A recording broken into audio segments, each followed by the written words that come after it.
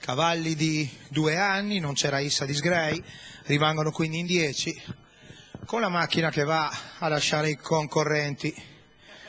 Non ci sono variazioni nelle ferrature, seguiamo il lancio, lotta quasi tutta la prima fila su di una linea, si è ritratto probabilmente Rinalda.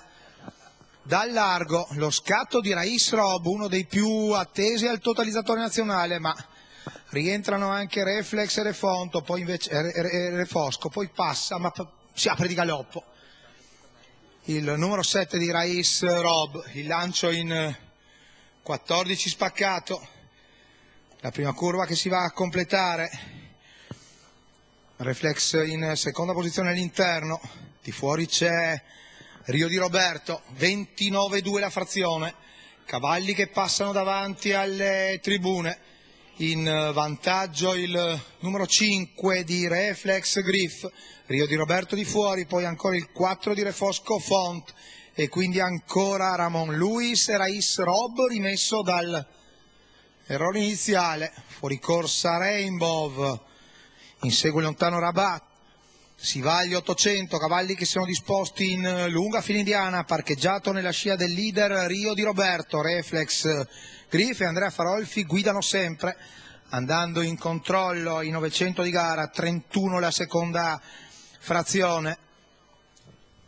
E adesso il chilometro con la situazione che non cambia, 16, un pelino abbondante, cala di brutto Rio di Roberto.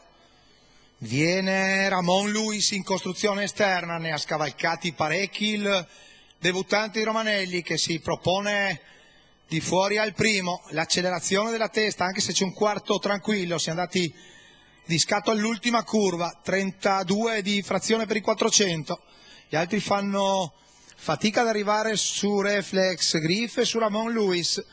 C'è Rais Rob richiesto che si mantiene in quota, ma per le piazze minori.